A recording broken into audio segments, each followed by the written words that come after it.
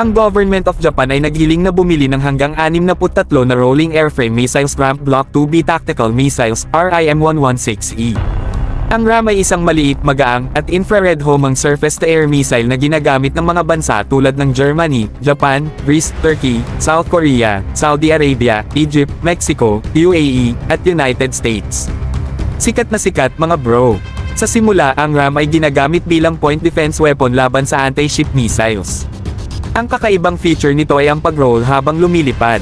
Kumbaga, nagro-roll ito habang umaatake dahil gamit nito ang RF tracking system na nagme-measure ng phase interference ng electromagnetic wave sa isang plano lang. Astig diba? Parang eksena sa action movie. 3. Ngayon, isipin natin kung sakaling kunin ng Philippine Navy ang RAM, saan kaya ito maaaring i-install?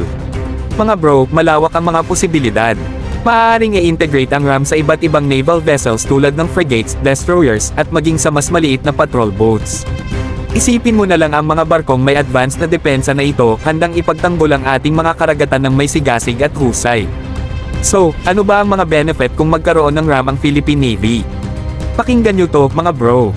Una sa lahat, magpapalakas ito ng ating kakayahan sa dagat sa pamamagitan ng epektibong depensa laban sa anti-ship missiles. Ibig sabihin, dagdag proteksyon para sa ating mga naval assets at pagbabantay sa ating maritime interests. Dahil sa advanced tracking at interception capabilities ng RAM, masiguro natin ang kaligtasan ng ating mga barko sa mga kritikal na operasyon.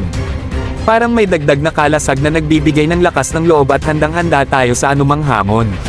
Bukod pa roon, ang pagkuha ng RAM ay magpapalakas ng ugnayan natin sa ibang bansa na gumagamit din ito tulad ng Japan at United States.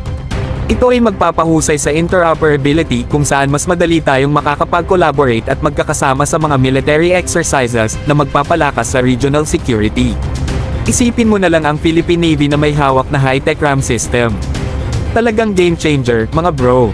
May dagdag na depensa tayo, tiyak na ligtas ang ating mga karagatan at magpapakita tayo ng lakas sa pandaigdigang entablado.